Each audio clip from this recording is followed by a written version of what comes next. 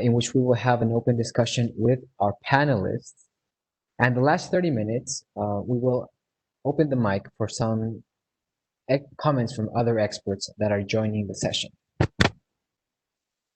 So that said, I would like to start with the first overarching question of how can scenario comparison results be effectively used for policymaking and bring clear insights.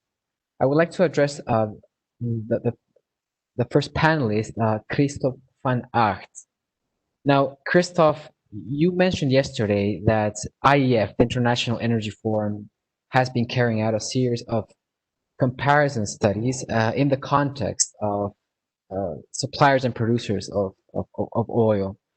Now, this is very interesting to us, and we would like to know about the challenges of scenario comparison developments in the context of this highly politicized framework in this space in which where you have the IEA, you have OPEC debating and discussing about the transition and what it means for the oil industry. So maybe you can share with us the challenges again of scenario comparisons and the reactions from the policymaking sphere at your context.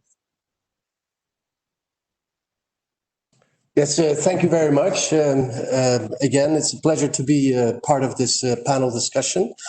Indeed, the IEF has been working with the IEA and OPEC and other agencies on some scenario comparisons for quite a while, actually. Obviously, we look through the lens of oil and gas markets, but our scenarios, of course, cover all energies.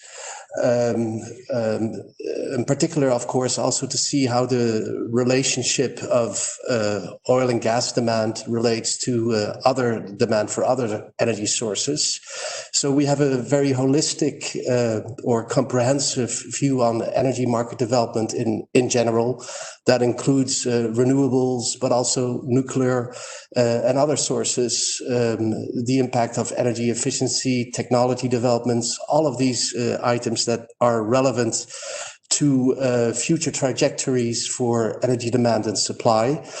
One of the things we note, of course, is that with the energy transition and with the emergence of disruptive technologies, the rise of renewables, all of these are good things, but indeed the scenario outlooks have become more diverse as a consequence. And indeed, this is why this exercise and the exercise we do here at the IEF has gained in importance, in fact, because while there are many different possible futures, investors require clarity on what are the more probable pathways to the future, and that's why we believe this exchange is important, and we believe that it is useful to work towards not so much having a shared view on future pathways, but at least have more agreement on historical baselines, methodologies, timeframes, so that we can compare these different futures better. So this is what we have been doing with the IEA and OPEC, comparing their various scenarios and making sure that that comparison is more and more an apples to apples comparison, so that we have a more informed and valid debate, frankly. There we have been focusing on aligning categories, for instance, on fuel types. Daniel Ramy also yesterday mentioned, for instance, the complexities on how biofuels are treated. Are they a liquid, or are they categorized in the renewable category? All of these rather technical questions are issues that we focus on, and we've pushed or encouraged the IEA and OPEC to come in closer alignment there. Over the past years, I think we've reached what is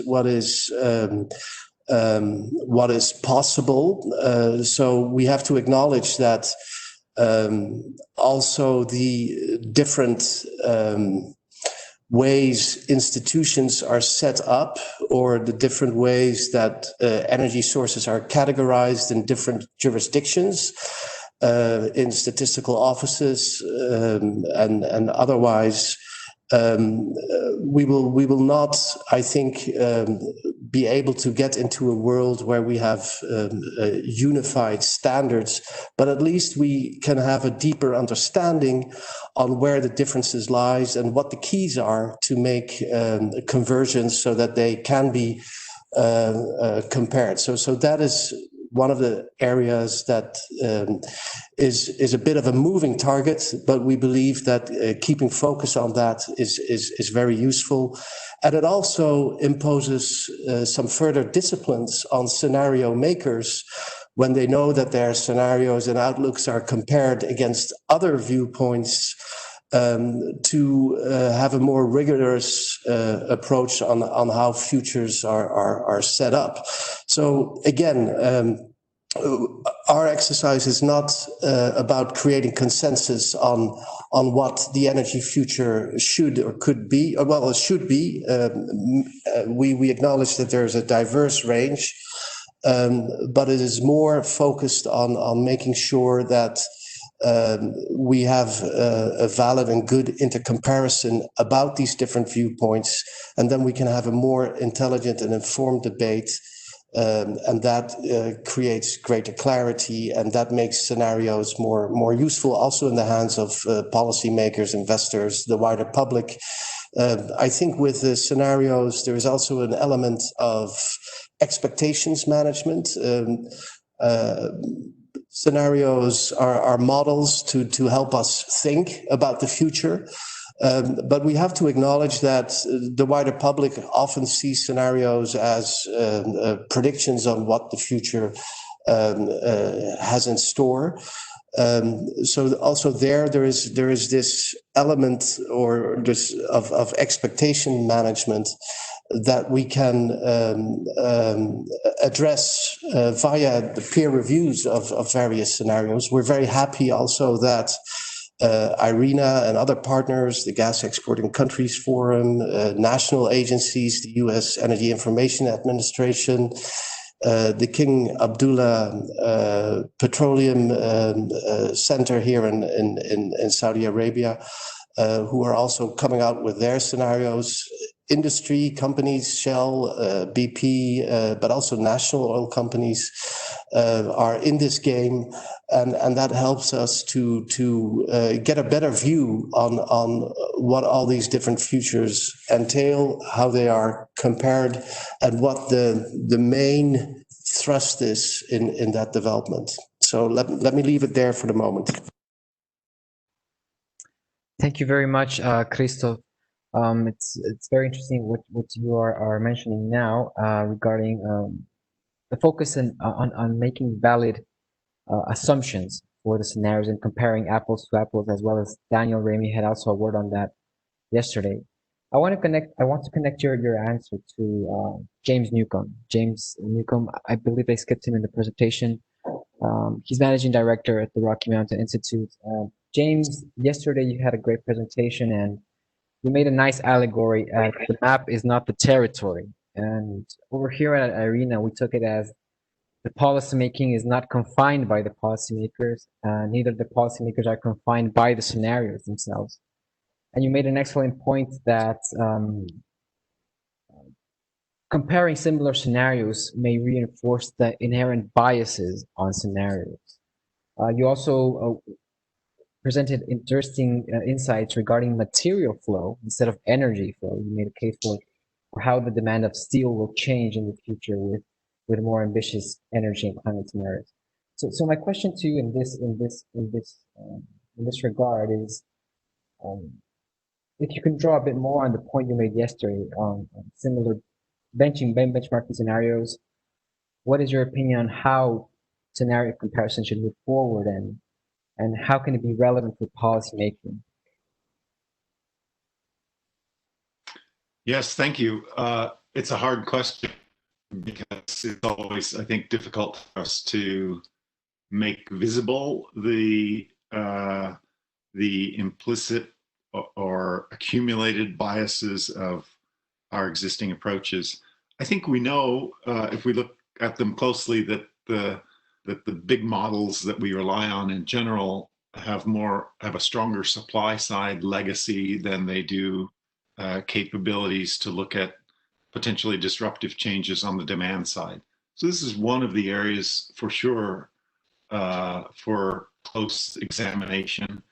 We know that the models are in general built on backward looking approaches rather than forward looking approaches. And we know that they fail the most severely in the areas that are the most critical to our future. If we are to achieve a workable 1.5C future, we'll do it by achieving in the next decade things that are quite extraordinary and unprecedented through triggering social tipping points.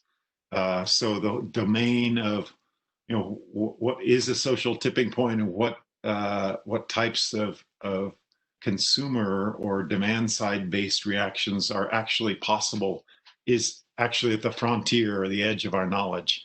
When we think about the example I took yesterday about a fundamentally disruptive technology of hydrogen-based steel production, and think about a moonshot-like scale-up of that new technology that quite extraordinary. It's something that we've really never seen in industrial history of that quality. So I think and even on the simpler areas, if you will, of fully integrating the impact of technology learning and looking at learning curves and building futures that anticipate what's actually possible as we rapidly scale up production in new technologies. These are the most important areas for the future and the weakest areas of our scenario analysis. So the first point, I think, is to really understand that, to be honest about it, and to be honest with policymakers and others about that these are areas that need better scrutiny and better analysis in our work. This is why I emphasized root finding, because I do think that we really need to focus on deep dives and very, very creative forms of analysis in these areas to address some of those deficits.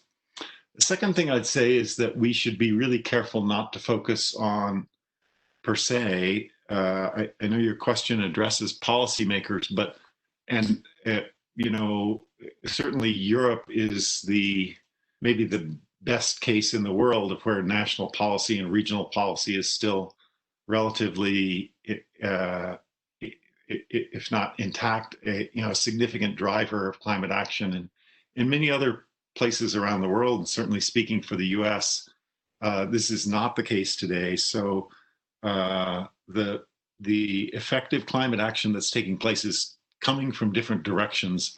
And I think we should focus our communications and our engagement with those other audiences, including in particular corporates, the financial sector, and subnational actors, all of whom are moving in really remarkable ways.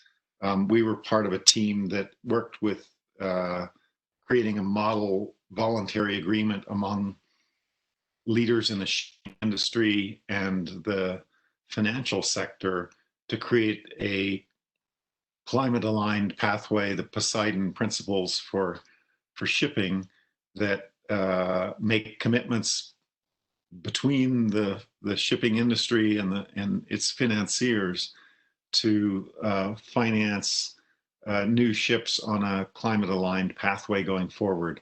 We expect to see a lot more of that. And in each case, those efforts are going to require the creation of climate aligned sectoral pathways on which, again, industry leaders and finance, and in some cases, the customers of that sector may align to create ambitious goals that that will be applied to future investments. So I think really important to sort of bring that that segment into focus for communication and engagement around the scenarios. And the final thing I'll say is that I'm just mindful, waking up today in the Western United States to the reality of a kind of apocalyptic set of news stories that is not that different from what happened in Australia last year. And we can say from looking backward might be extraordinary, but from what all of we know of science, climate science, is the new normal going forward. So we're in a quite extraordinary period of climate-related destruction of natural systems. I think that we have done a poor job, in a sense, of putting the scope around our models and defining some futures that we pretend that can be normal, that may not actually be functional in the world that we're entering into, with the reality of the natural systems feedbacks that are a part of climate change. And I think it's important, those deficits in our approaches are misleading to audiences that we communicate with, to the extent that we obscure them or overlook them.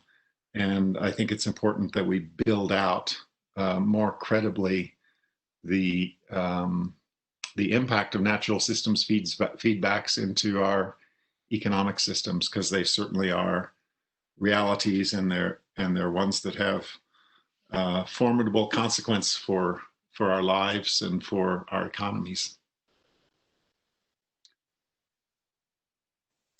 Thank you, James. Just a quick follow-up from my side. Would you say that do scenarios need to be strictly comparable in order to be able to draw policy conclusion? Well, that would be my question to follow up. You said that we've done a poor job, or we have focused too much on our models or on our scenarios. What is the big picture then for policy making? How do you use properly scenario comparison results if they are so submerged in so much uncertainty, I would say, for the future, as you mentioned? Yeah.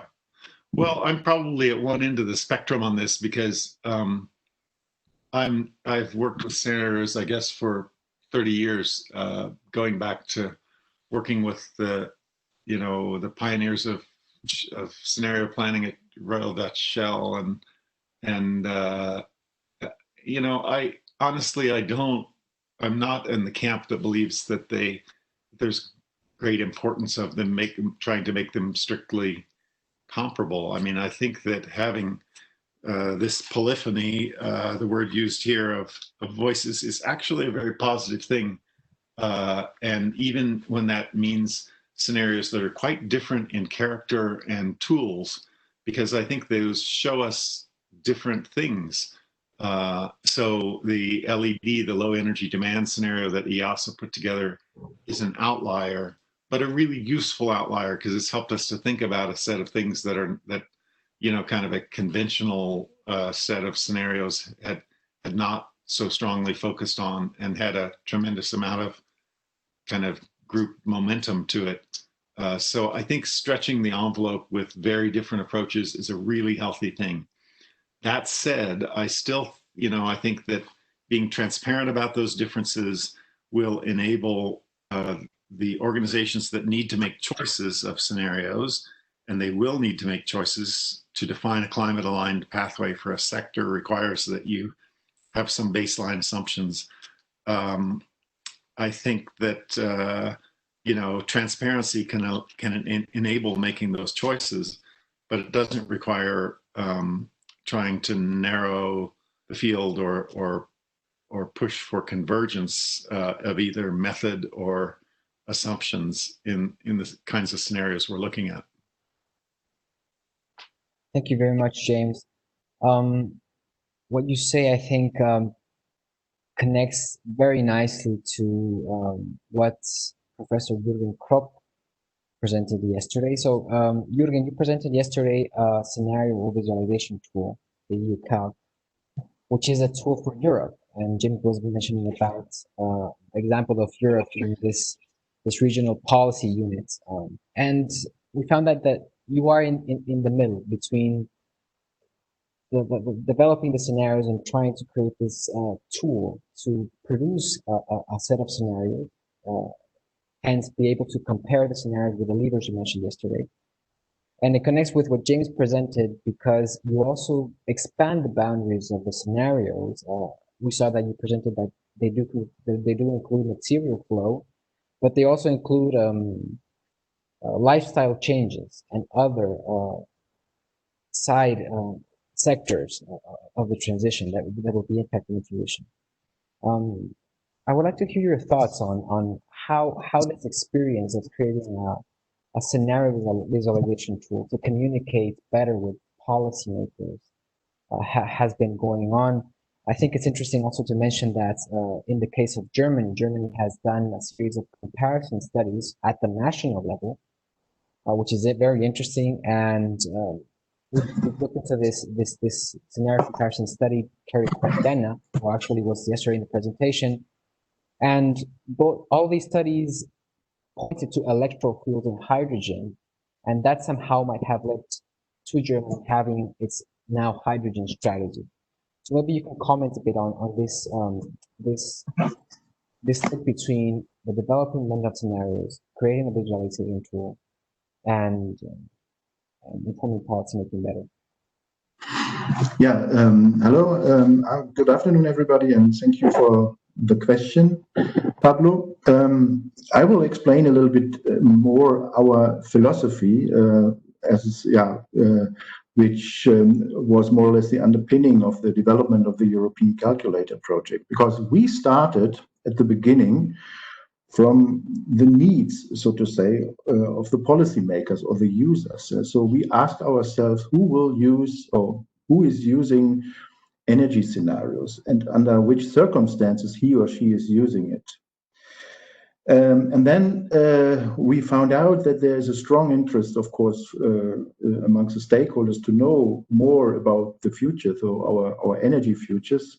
But there's also what we identified is that there's at least to some extent a little bit of mistrust. Yeah. So what stakeholders are experiencing in the moment is that we are running models, and then we have a set of maybe hundreds of scenarios, and nobody really can interpret these scenarios except the experts.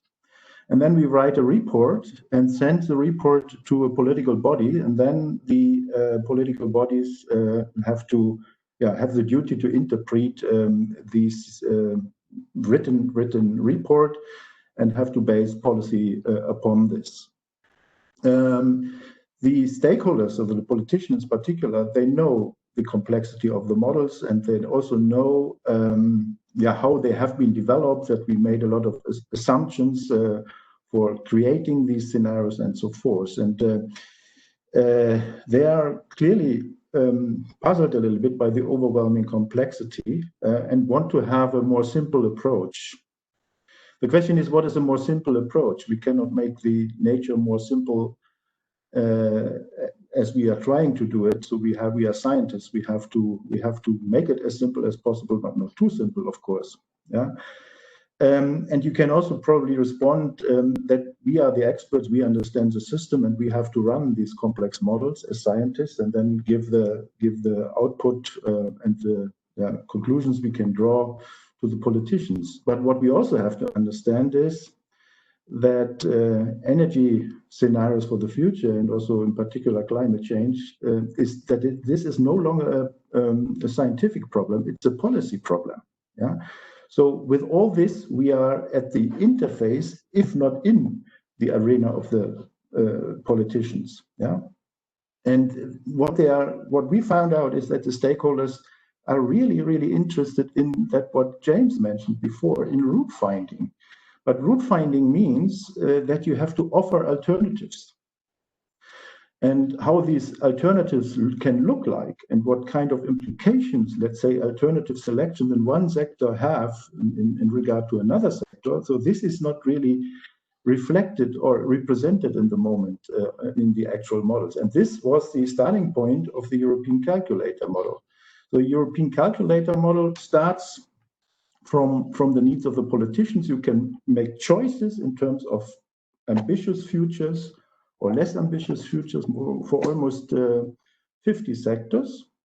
And that means, in other words, the comparison for the scenarios is already rooted in the model as such. Yeah, and you can take, you can access it via the front end. I briefly introduced yesterday, and you can see the co-benefits and trade-offs of your choices. Yeah, you see what would be the endpoint for your emissions in one sector and how it interferes probably with another sector. So this is very, very different to that what we have in other models. We are by far not there where we like to be, of course. Yeah? So the approach has still a lot of room for further improvements.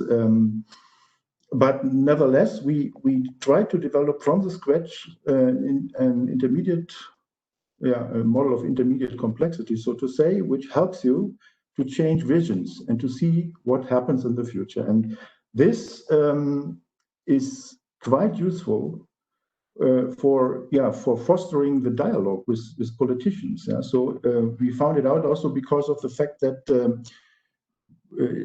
we had to translate a little bit the visions into forcing scenarios for the approach. And in this context, we asked more than 1,000 experts from various fields. And they gave us a lot of hints and also communicated clearly to us what they like to see. I don't know whether we meet the target at the end, but what we found out is that good communication and transparency is really pivotal to increase the acceptance in the political arena. I know that sometimes these complexity arguments by politicians is also used as a kind of excuse in order not to act, for example, but there's no other way. So we have to communicate, we have to make clear what kind of assumptions we are making when we are doing modeling. And this is the only choice or the only chance from my point of view to increase credibility and increase acceptance between or amongst the stakeholders and the politicians. Thank you very much, Jürgen. I would like to know Daniel Remy's reaction to that very comprehensive answer. James has mentioned root finding. Jürgen has also mentioned root finding, and I think Daniel, you also talked about root finding and homologating the base case assumptions, apples to apples as well, as mentioned by Christoph as well at the beginning. You felt that you were also in this interface between using scenarios and providing a certain kind of visualization and distilling the messages for policymaking. And you also highlighted that a very interesting thing that there's been a narrow band of GDP assumption used generally. And as one of the things to compare is the input assumptions. Maybe you can also comment on, firstly, on what your experience is on conveying or using scenario comparisons to inform a global arena, and also about the assumption of the GDP you mentioned.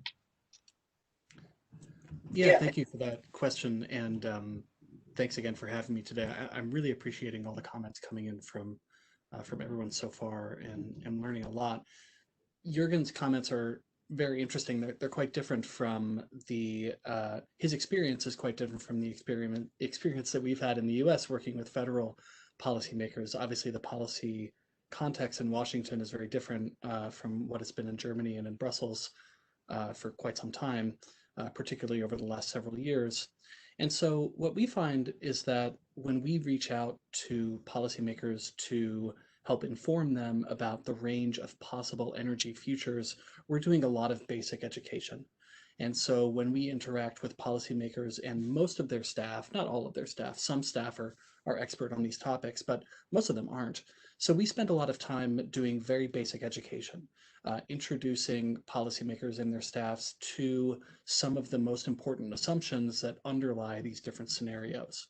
And So we're often starting from square one. It can be redundant and maybe even a little boring for experts such as those on this call to go over these basic assumptions and fundamentals of the modeling process over and over again. But we found that it's really important, especially when we're talking with folks who simply don't have experience working with energy models and who don't understand their complexity. Again, it's interesting to hear Jurgen's experience because it is quite different from what we've experienced. And so some of the most important things that we like to emphasize when communicating with policymakers, and here I'll build on what James said from RMI, is that we really like to emphasize the fact that most scenarios do not account for disruptive events, whether those are disruptive events in the economy, disruptive technological changes, disruptive societal changes. And I don't mean disruptive as in bad, they could be good or bad. But I mentioned, the narrow band of GDP assumptions yesterday. There are similarly narrow bands about population growth. There's narrow bands about learning curves for things like solar and wind. Again, not for all scenarios, but for many. And so what we like to do is we like to present that wide range of scenarios that exist, ranging from business as usual reference cases to ambitious climate policy scenarios, and then try to layer onto that the additional uncertainties surrounding disruptive changes in the economy, society, as well as technology. So that's how we often start with our engagement. And providing all of these caveats to policymakers can give them the impression, sometimes we get the question from policymakers, well, why are we even looking at these scenarios if there's so much uncertainty surrounding them? And so we then transition to try to describe to them why scenario analysis can be useful and how it can provide us with some plausible pathways for how we might go forward. In addition, looking at all these scenarios helps us understand where the gaps are. They help us understand why there might be a need for, let's say, rapid deployment of hydrogen in the steelmaking sector, or why there might be a real need for investing in R&D and deployment of frontier technologies to get us to where we need to be, looking at the scenarios that show us why we're not getting there yet. So we like emphasizing those uncertainties as well as identifying gaps to help us understand, where policymakers need to focus going forward. And then the last couple things I'll say relate to communicating with those expert staff. Oftentimes in a senator's office or a representative's office, there might be one or two people who really do have experience with these energy models. And so for those staff, we like to take advantage of the technologies that exist by providing our interactive tools that they can play with and get a sense of those underlying assumptions. We provide detailed descriptions of methods and, of course, provide as much transparency as we can so that those experts, where they do exist, can really dig into the details on their own. But I would say that most of our focus actually goes into that basic education piece and trying to distill those central messages and communicate them to policymakers. So I'll stop there and say thanks again. Thanks, Daniel. Just a quick follow-up on my side. You mentioned uncertainty as previous speakers have, but you also mentioned the word plausibility. And the follow-up question would be, we are comparing scenarios and their absolute values and their rate of change, but have you compared how more plausible one scenario is to another? That field of scenario comparison, maybe you can comment on that. The plausibility of a scenario happening over another one, not just comparing them as that they have the same probability of occurrence, but giving them, well, we cannot assign a probability function to any of them, but this is more likely to happen. Can you comment a bit on that? Yeah, I realize now that using the word plausible is maybe a little fraught.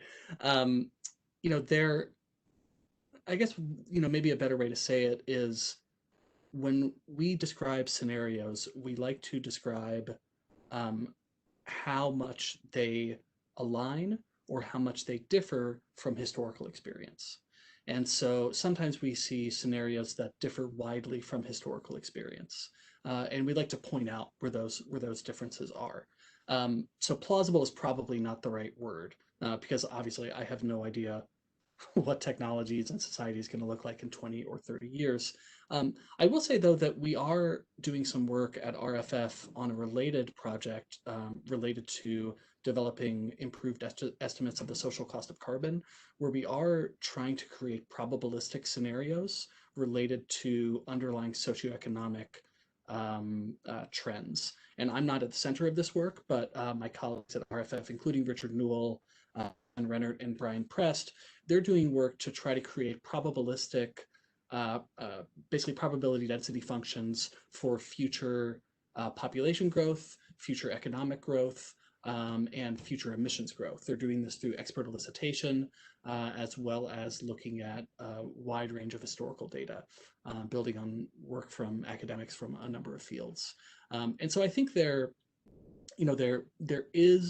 can be use in assigning probabilities to certain assumptions, whether it's population or GDP. When it comes to other developments, such as technological change or societal change, I think trying to assign probabilities gets more fraught and more difficult. Thank you very much, Daniel, for those comments. Those are reflections on how communication of comparison results can be improved for policymakers. And I think it leads nicely to Edward Byer's presentation from yesterday. Yesterday, we heard from Edward that at IASA, they're curating a massive amount of scenario data for the next assessment report 6 of the IPCC. Over 400 scenarios have been accepted for this exercise to compare scenarios at the global scale, but you're also taking in regional, national scenarios, which we found an incredible task. Connecting to what Daniel said, uncertainty. The question would be how to tackle uncertainty, and I ask this to you because in the IEM community, horizons are even longer, to 2100. So my question would be, in the realm of scenario comparison, according to your experience, what new methods are being used to compare scenarios and to address uncertainty in these longer terms for the climate community, and especially in climate scenarios? And I know you are also doing this for many other sectors, including land use and so forth. So, Edward. Thanks, and nice to see you all again.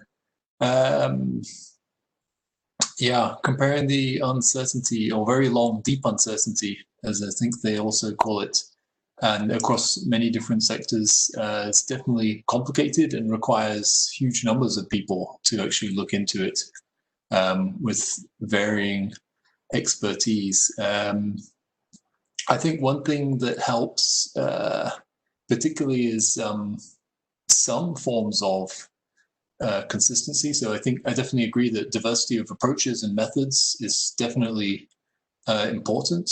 But when you're considering a scenario set and that you know that everyone is trying to reach a target of 2 degrees or within a certain carbon budget, and so everyone's broadly moving, all these scenarios are broadly moving in the same direction, just trying to do it in different ways, that can definitely help in the analysis. I mean, I do think important in exploring the uncertainty space is, and it can help if you can do this at the beginning, is more consistent kind of scenario design. I think previously scenarios had been done at these kind of opposite axes, maybe 2 axes, very different. I think, okay, 2 or 3 dimensions that are contrasting is interesting to explore co-benefits and trade-offs, but now we're more able to explore these a bit more systematically, looking at kind of incremental targets. And instead of having these different widely contrasting comparing scenarios, actually really more like a surface of scenarios that you can really find the sweet spot between different, let's say, trade-offs. And this may be, for example, if you want to decarbonize the electricity system and how much renewables can you support? And this depends on how big your demand is and how much electrification you want to have. And you could really explore, let's say, a few of these dimensions. More than that, it obviously gets complicated. I think And linked a bit also to the point on plausibility. We've been trying to add value and additional information to scenarios that may help their interpretation. One example of this is taking all the emission scenarios and calculating the global mean temperature response, the climate response to this. This is done consistently, so you can have a wide range of scenarios and understand what the actual climate outcomes are. Different life cycle assessment approaches that give you different angle that is not hugely certain, but says, this group of scenarios is likely to have high water use or high material requirements or more air quality impacts. And so adding value that doesn't necessarily come out of single models, but can draw on expertise from other sectors. And lastly, on the point of plausibility, and people are also calling this kind of feasibility, and in different categories, for example, social feasibility, economic, technical, environmental. These are coming out of actually the last IPCC report. A bit more of a qualitative assessment of scenarios in how achievable they are, not just on the technical scope, but also if they are societally acceptable, for example. And I think important for that is really to represent a diversity of opinions in these types of processes from early on in the scenario process, so that you have scenarios that are representative and inclusive, and this helps you get buy-in from stakeholders at the end if they feel that they've been included in developing the scenarios at the beginning. Then this can help their uptake later on. Thanks, Edward. Just a follow-up question. What can you tell us about improving the methodology? At IASA, you have been doing, as I said, a massive amount of comparing scenarios for the IPCC, the purposes of the IPCC AR6. Regarding methodology and improving the methodology for scenario comparison, what are you following now? What are you looking at now at IASA? You mean the methods that we are using, or the methods that other people are using? Well, the methods you're using, maybe to compare scenarios with the 1.5 scenario explorer, for example, the method itself.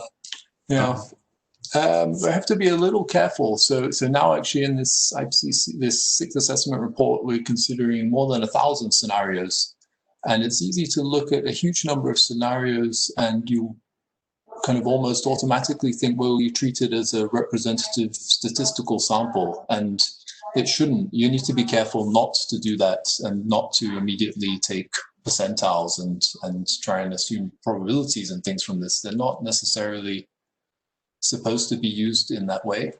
We need to be careful about over or under representation of different scenarios and viewpoints. So there are some models that are creating loads of scenarios, and other models that are just developing a few scenarios. And actually, I think, going along kind of representing a diverse set of views, you want to look into methods that can reduce this kind of over-representation or bias, remove scenarios that are very similar and not necessarily adding additional value. And I think, as I mentioned also yesterday, kind of working on the quality control. So checking, are they matching historical baselines, and are the near-term future developments plausible? Yeah. So scenarios that were developed in 2010 maybe have for 2020 huge levels of carbon capture and storage or big ramp-ups in other technologies, and we haven't seen that actually. So we need to be careful about using those scenarios, because they might have been good scenarios, but unfortunately some aspects of them are a bit out of date. And I think we need to be careful with that, because this is easy for people who want to criticize these types of scenarios to jump on one small part of a scenario and really reduce or harm the credibility of a whole scenario set, because they find one assumption that wasn't good and can be damaging for a much wider community. Thank you very much, Edward.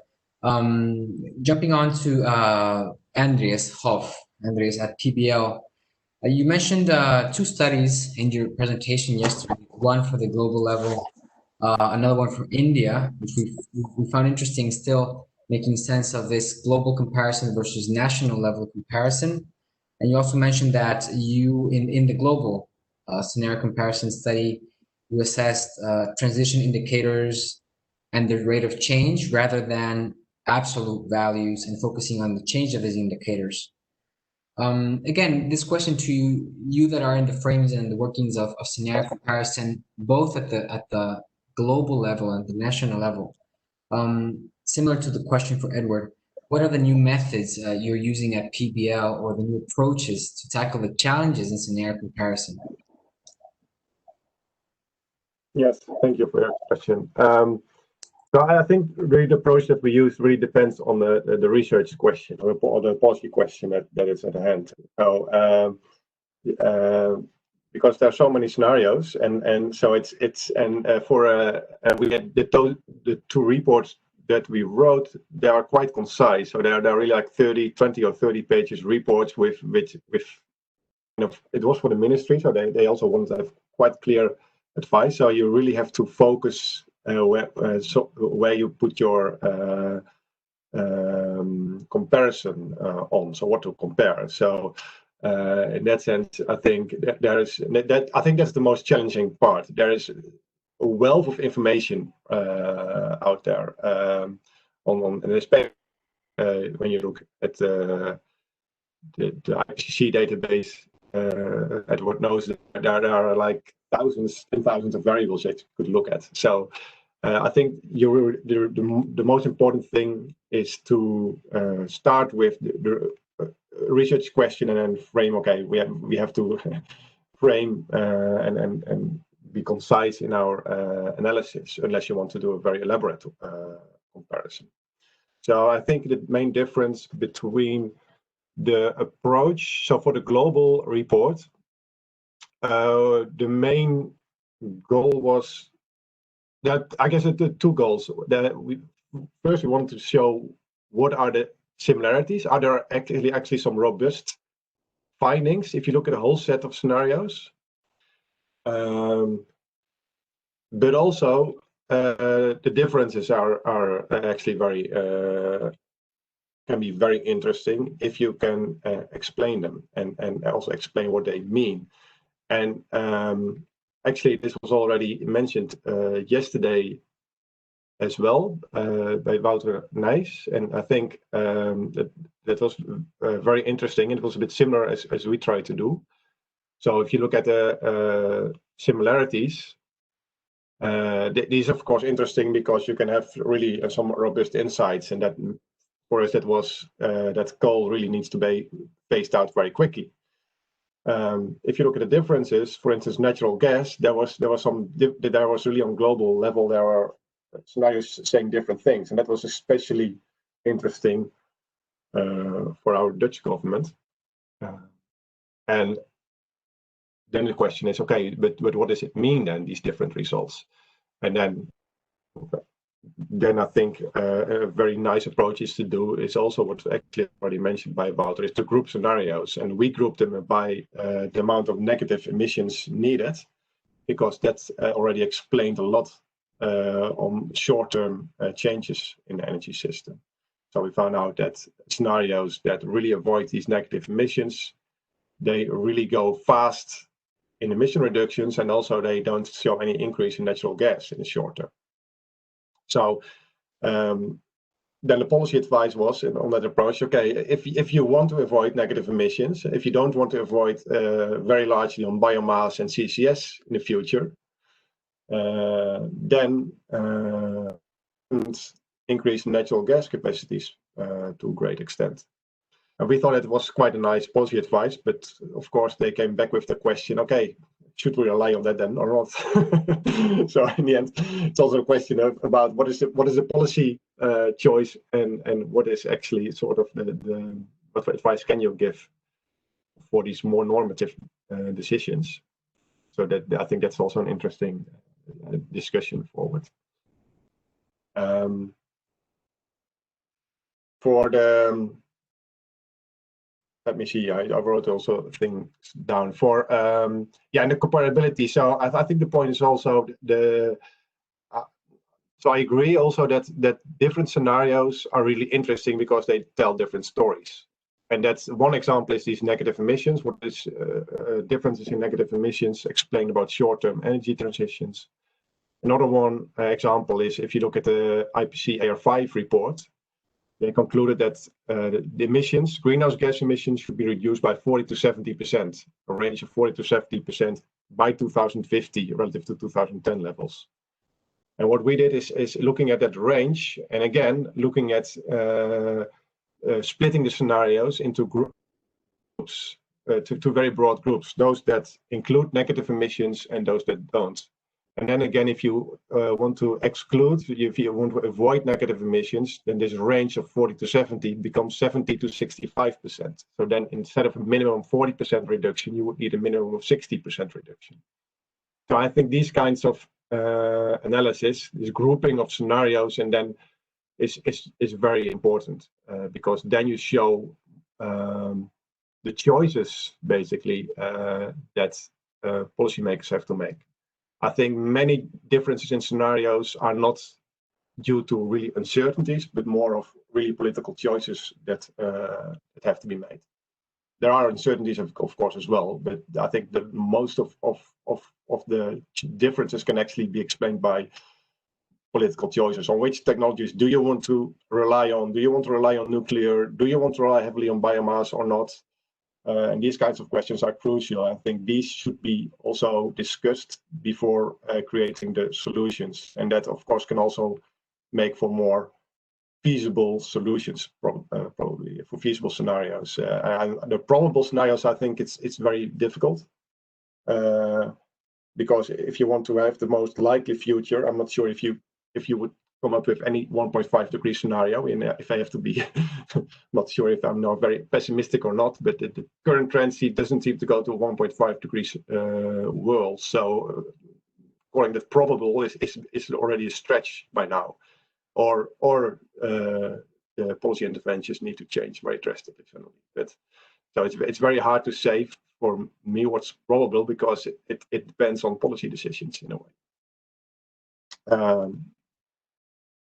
I think that's all I want to say for now. Thank you very much, Andres. Very, very interesting. I would like to do go back to the top, and since we only have very, very short time for this segment before we allow comments from other experts, I would like to ask from the top, what is the next, or if you had to pick one or two issues, methods, questions, objectives of scenario comparison for the midterm for 2050, on how to improve the scenario comparison, be it on the method, be it on the communication, or be it at the policy making level, how to improve them for policy making use, what would that be? So I would like to hear your final remarks, going from the top with Christoph van Aagt. Christoph, what would be the takeaway to improve scenario comparison use and their impact for policy making? Yes, thank you very much, and thank you also to all the other panelists. I think this is a very interesting discussion, and I made a lot of notes. I think I want to go back to the issue of probability. I think that is an important thing to focus on, and I think it should be framed as, I mean, this may sound very simplistic, but how do scenarios, which indeed are becoming more multiple, diverse, and complex, how do they relate to the current pathway dependency that we are on? I think that defines, to a certain degree, probabilities. The other thing, I think, on scenario messages, I think it is important that we are more clear in our communication on the messages that we can draw from scenarios and how they are likely to be adopted in different policy contexts. So are we drawing policy messages for the Netherlands or for China, where there are, or the US for that matter, where you would like to focus on different solutions or different messages coming out of different scenarios. And I think that is very, just to give an example, what is the likelihood in order to, for instance, stimulate technology development, which is, of course, very much needed. Certainly CCUS, all of the above is needed to achieve the targets that we want to achieve by 2030. What is the likelihood that, for instance, the US government or China or India will impose a carbon tax in order to create the necessary incentives for that? I think it's very low. So I think we need to be honest about these things, and we need to acknowledge that when we speak about how do scenarios help policymakers, we need to be clear which policymakers in which different realities. And I think there is room for improvement. Another thing I think which may be useful is indeed thinking about, is there something of, should we start to elaborate principles that can help make for good scenario modeling to improve their comparability? So maybe, should there be an ISO standard for scenarios in order to improve comparability and, get a better discussion going? I think I've taken too much of your time already, so I'd like to leave it there. Thank you very much, Christoph. Great takeaways. James, a key takeaway that you would like to convey to our audience and our panelists? Yeah, I offered the steel and hydrogen example because I think it's a valuable example of an integrated whole system solution that has the possibility of a tipping point. I think it's important that we focus on those. Christoph can say that we should focus on the incumbent dominant pathways, but the reality is that we have to disrupt those if we're going to deliver a workable future for the planet. And I think we can look at these integrated system solutions. It's really important to do so, because I don't think following just sort of the narrow piece by piece or segment by segment approaches is the way to go.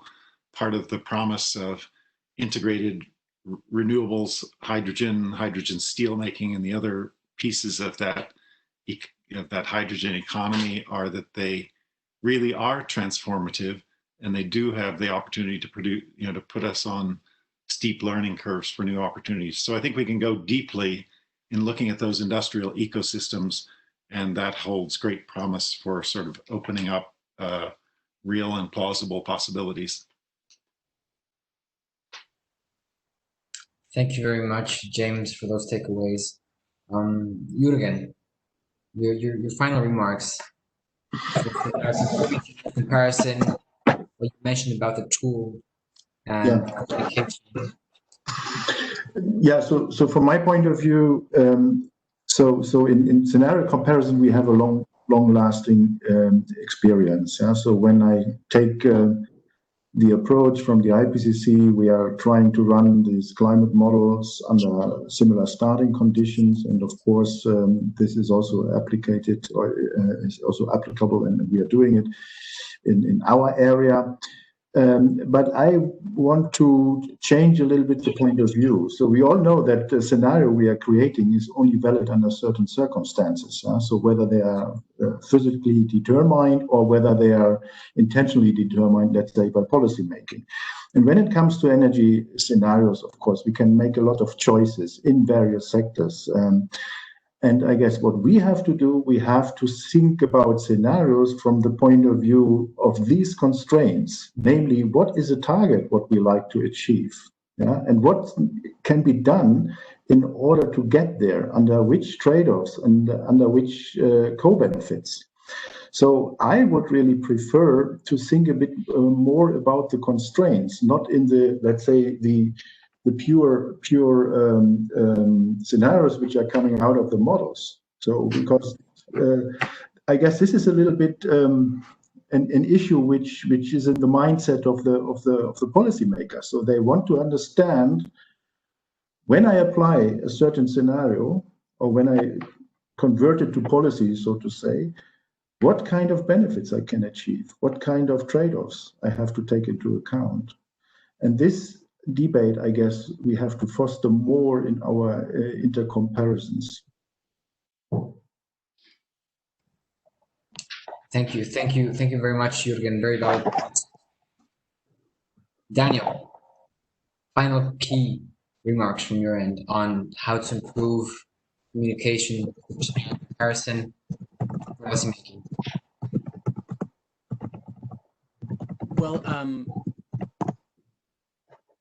so moving from Jürgen's comments and James' comments, one really valuable piece that we're going to start to try to integrate more at RFF, and I think will be really valuable, is trying to do more to integrate shocks into our scenario building pathways, whether those are technological shocks, whether those are economic shocks, that really alter the trajectory of future pathways. That's one thing that we've seen is missing from a lot of these scenarios that are published by the international organizations and by energy companies. We haven't spent as much time looking at the IPCC scenarios, so I can't speak to that. But I think, certainly the COVID-19 experience tells us why it's important to think about disruption and how that can affect our energy system and our socioeconomic system, and then the importance of the technological changes that we know will be necessary to achieve long-term climate goals. I think will be really useful to try to integrate those into our scenarios in ways that are conceivable, so that we can illustrate what some of those future paths might look like for policymakers. Thank you very much, Daniel. I think one of the few positive things about COVID is that we have learned maybe what a shock and how we can implement them in energy scenarios, and how to bring those shocks, when to bring them, and how to represent them in models and scenarios. Thank you very much. It's great. Edward, final remarks on how to improve the methods for comparing scenarios from your experience, your vast experience of comparing so many scenarios at IASA. Sure, thanks. Yeah, I think mainly a bit on what I was kind of finishing on in terms of looking at more dimensions like the feasibility or the plausibility that isn't just technical or economic, but considers wider diversity of opinions on environmental and social issues. And so trying to fill in gaps where possible, so that people can buy into scenarios and feel that they consider what is important for them also. And I think ultimately, I think this is very specific, but scenarios that really hit net zero greenhouse gas emissions, this is the main thing that we have to be aiming for, and this has to happen approximately by about 2050. And so we need counterfactuals that show what happens if we don't do that, but everything else needs to really have that as a key objective in hitting net zero across not all sectors of the economy, not necessarily all of them net zero, but holistically within society. Thank you very much. There has been a lot, we have heard of many of this in IRENA about having net zero scenarios or 1.5 scenarios from the start as the underlying assumption for any scenario that you carry out. And of course that made a scenario comparison if they all start with this very, very big premise. Thanks. Thanks for your comments, Edward. Andreas, final remarks on the methods to compare scenarios in your experience. So maybe two things. One, and that's both are about maybe pre-selecting scenarios, and also depending again on the research question, what you actually want to compare. But I think it's getting more and more important to have scenarios that don't only look at climate, but also at achieving other SDGs. For instance, at full energy access but also at other SDGs. And more scenarios are actually looking at that. And it would be good, I think, if you just pre-select scenarios that look at simultaneously achieving SDGs. You get a much narrower set, and also maybe more smart solutions as well, because you get interventions that achieve multiple goals. And related to that, I think it's also useful to look more and more at demand side change. So not only originally a lot of scenarios look at the supply side, and more scenarios are looking now also at demand changes. And I think it's not really been discussed a lot, but I think these are also getting more and more important, especially if it gets more challenging to achieve the Paris Agreement goals. So these are, I think, to take away messages. Thank you very much, Chris. Well, thank you all. I want to thank you all for those great interventions and for taking my questions and for these final remarks. They have been pretty insightful. We will now move quickly to the last segment of this discussion session. We have some interventions from some other experts that wanted to voice their opinions on the issue. I'm going to proceed with the first expert, Alec Waterhouse. Can you hear us? Yeah, I can hear you. Can you hear me? Yes, Alec, we can hear you. Maybe if you can introduce yourself briefly and then brief remark from your side. Oh, well, thanks very much for the invitation to speak. I wouldn't really classify myself as an expert in anything, but I head up the central modelling team at the Department for Business, Energy and Industrial Strategy. Just by way of a bit of a boast, we were the people who launched the calculators into the energy calculators into the world. It's a lasting legacy that was left by our late Chief Scientific Advisor, David Mackay. The remarks I had were, I was just, as I was listening to these very interesting reflections from the speakers, firstly that I always like to think of scenarios as being vignettes or particular stories where you want to draw out a particular set of features about a model. I was a bit horrified with the idea of having many million, hundreds of scenarios. Where we choose 1, 2 or 3, which are combinations where we can actually explain and tell a story to our customer groups about what are the features that we're trying to explain. The second thing that I'd want to say is that we were talking about deep uncertainty, and there are a whole series of layers in this. There's the layer about the climate uncertainty, there's the layer about the technological uncertainty, there's the actual uncertainty of the input parameters, and then there's the uncertainty about the policies that one is going to bring forward in order to meet the decarbonisation challenge that comes across. Now, where we take climate as being red. We know we don't argue with the fact that climate is actually going to change.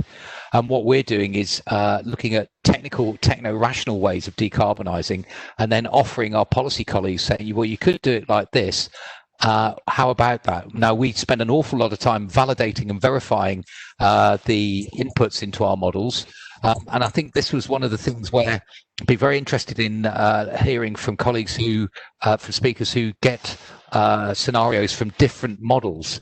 Because in my experience, sometimes what you think is a genuinely new insight is just an artifact of the differences between the models, and or the data that they're using, or the vintage of the data, and I've found that incredibly difficult to get to the bottom of, particularly when you've got these very large IAMs or using UK Times, which have got many millions of parameters. And one last comment, if I may. I think there's a lot that we can still do when we're talking about visualization. I've lost count of the number of times where I've seen pathways presented as a series of layered or stacked bar charts. And in virtually every other domain that I've worked in, stack bar charts and pie charts are just not used anymore because there's good evidence to suggest that humans are really poor at understanding and interpreting those data. And I think I've not succeeded where I am, but the further we can move away from those kind of representations to others that are easier for humans to understand and interact with, I think the easier it will be to explain the stories that are behind our scenarios.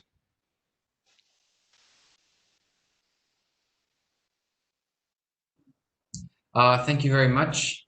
We're going to jump to our next intervention quickly.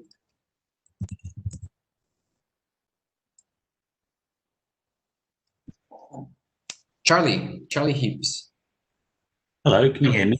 Yes, we can hear you well, Charlie. Hi, Charlie Heaps from Stockholm Environment Institute. I just had a few quick comments, if that's all right. So I was very struck yesterday and today about how, well, one thing is about the focus, how a lot of the focus is really on tech fix and the supply side, and most of the modeling I've been hearing about. And I think that reflects in part the methodology that, you know, most people are using optimization models that are good at choosing between technologies given certain constraints. And I don't think the world has developed very good methods for working with stakeholders to think not just about options on the demand side, but sort of wider societal adaptations that might be needed to achieve sort of long-term climate goals. And I think that's a big gap in sort of the global modeling. And I think it also reflects who's doing the modeling. So we've talked, I mean, this particular workshop is talking about a polyphony of views, but I think we have to look at ourselves a little bit. I'm afraid I have to point this out. It's a slightly uncomfortable truth. You know, this panel here was 7 white men, no representation of women, no representation of any developing country people. So I think, you know, who gets to tell the story is as important as the methodologies that you use. And I think that's partly why a lot of these models don't reflect some of these deeper questions about you know, how to help people think about sort of the wider societal adaptations that might be needed. And the other point I just wanted to very quickly make is I was also rather struck by, you know, this conversation here is a conversation mainly amongst people doing global modeling, or at least people doing modeling in OECD countries. And, you know, a lot of what's going to be required to achieve climate goals is going to be action in the global south. And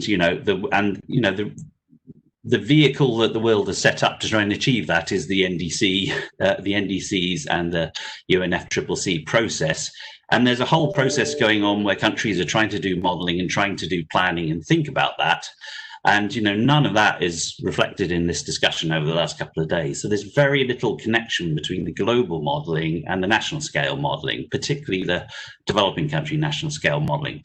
So I think that's actually an area that we could all think about making more connections between. You know, how do we get the global models to reflect the realities on the ground in the south, and how do we communicate what's going on in the global models to those who are trying to do, you know, struggling to do their own national scale modeling in the south? I think that could be a very fruitful area for improving things in the past. But I think we also have to think about sort of really take the diversity of perspectives issue much more seriously, speaking also as a white man. So, you know, these are issues we need to be more careful of. Thank you.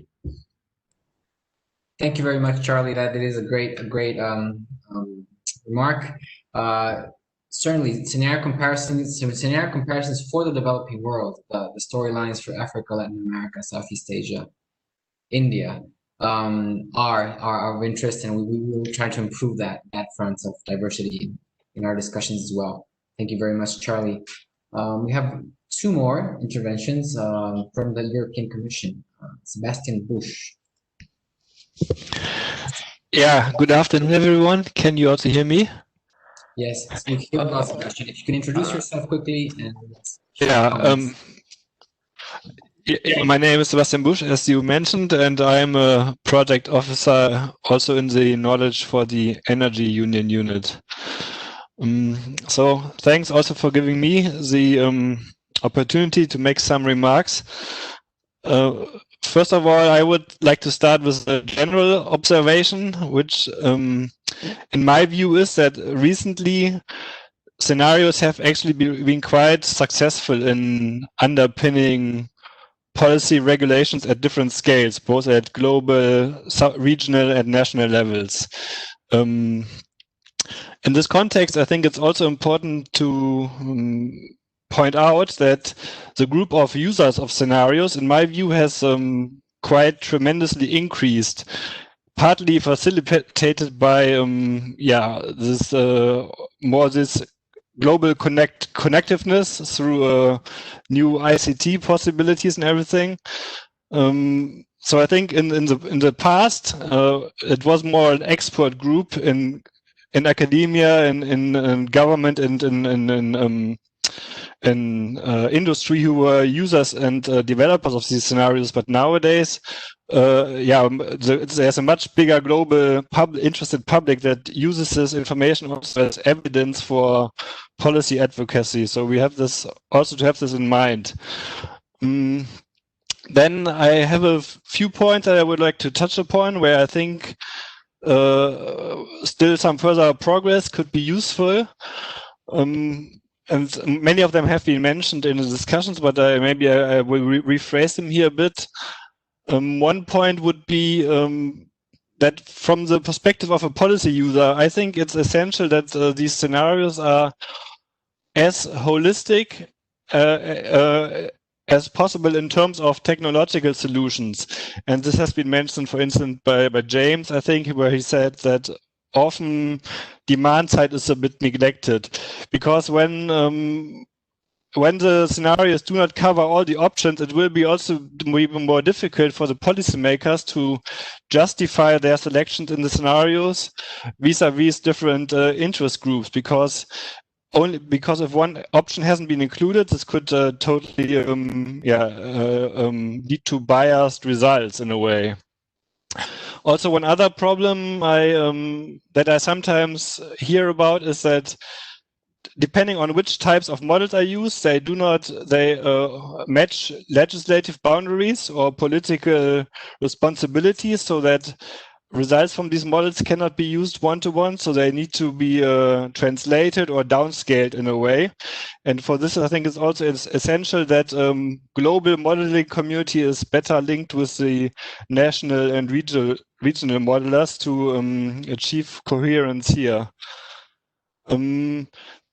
Then for the policymakers as users of these results, I think it's also important that whatever they receive is still flexible enough to blend it with their policy perspective without losing the validity. Because in the end, we have to understand that usually scenarios will not be one-to-one translated into some regulation, but there still needs to be some room to maneuver for policymakers. And I want to close with just throwing in some ideas that I think could be helpful on the way forward. I think one thing we see is that to work on the further improvement of the scenarios, to some extent we see some sort of redundancy there. Whereas some gaps still aren't addressed. And I think the more recent development with the open source community could be a step forward there, that resources are somehow better pooled to address the still open gaps. Also, more on the assumption side, I wanted to mention these shared socioeconomic pathways as a good example, which have been developed in the climate integrated assessment modeling community, which in my view, could be a balanced approach to still keep scenarios flexible enough to showcase different possibilities, but somehow align them and make them a bit more coherent on the assumption side to facilitate intercomparison. And as a last point, which regards a bit the evidence perspective and the robustness and credibility of the results, I think the here the work the IPCC does is a good example, but I'm not aware of something comparable at more regional scales.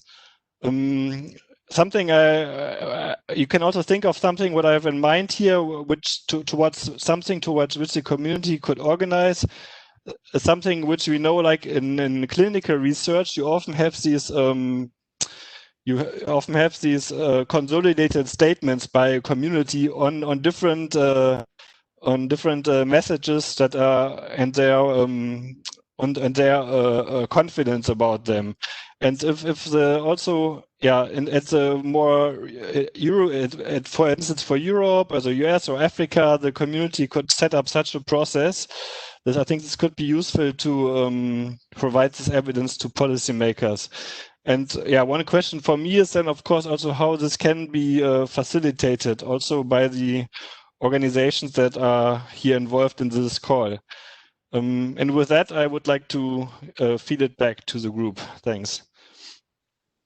Thank you very much, Sebastian. Interesting you brought up the SSPs, of course, and the RCPs.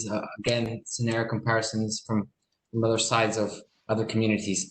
We're going to jump quickly to the last intervention from Egle Basit Ferrari. We don't have time to address Sebastian's question, unfortunately, but Egle, can you hear me?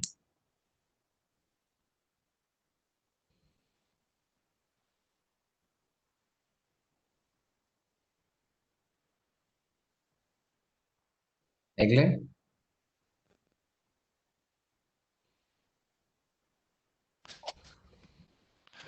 Oh, maybe because I'm still not unmuted, maybe I have to be muted first.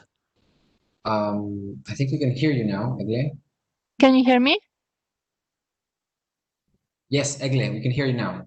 Okay, great. Sorry for those technical issues. So very, very briefly indeed, thanks for inviting to these 2 days of workshops. Really very interesting. Just to present shortly myself, I work at the Competence Center on Modeling at the Joint Research Center of the European Commission. And our activities involve promoting communication and sharing of best practices in the community of modelers and model users in the Commission, as well as promoting model quality, coherence, and also our Competence Center is in charge of modeling inventory and the knowledge management system. So I wanted to mention that because actually really collecting and communicating results of scenario comparison studies is really, I think, it's essentially a knowledge management task, and it's indeed as important as challenging. And I wanted really to touch upon just a couple of things because many things were already said of what was already also in my mind. And wanted to underline the fact that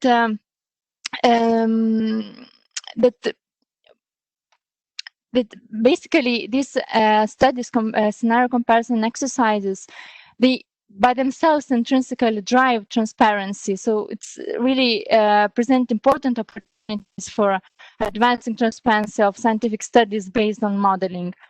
And while really maybe self-evident, but as it was stressed also by the speakers, it's really important while communicating these messages to the policymakers, really to think about the context and the fact that really in the evidence-based policymaking, really different audiences of different levels of expertise must be considered, and that's also the messages and the way of communication should be always really adapted. And especially now we saw, I think that in the COVID context, scientific advice is in the very spotlight, and the effort in communication, major efforts in communication is really crucial.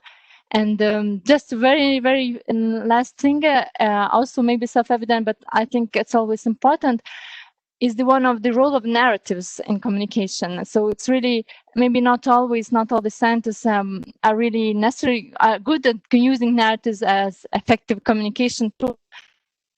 It's really essential, I think, for the uptake of messages. And for the rest, I think that already other presenters and other experiences showed very good lessons for how different ways can be used in communication of these messages from these studies. And I think it really was a very good occasion of discussions of these days. So thank you very much. Egla, thank you very much for those final comments. Thank you, Alec, Charlie, Sebastian, and Egla for those final interventions. I want to thank the panelists for this session. We have great output from this session. We will compile all the findings from day 1, from day 2 into proceedings document together with the JRC. Now, the final thing, we have a very, very quick wrap-up session, and in the chat feature in WebEx, you can access that final wrap-up. It's going to be very, very quick. We're going to just summarize what we've learned in day 1, day 2 in this session, and you will also have a chance to hear the wrap-up for the breakout group A, which was held in parallel to this session. So I thank you all, and please stay logged in. You just need to click the link in the chat function. Pablo, many thanks. Well facilitated. Oh, thank you very much. It's been a pleasure. In 5 minutes, they're telling me that in 5 minutes we will start the wrap-up session. So a small break, and we'll continue for the final remarks. And we will also mention some next steps and upcoming events from IRENA on this very interesting topic of long-term energy scenarios.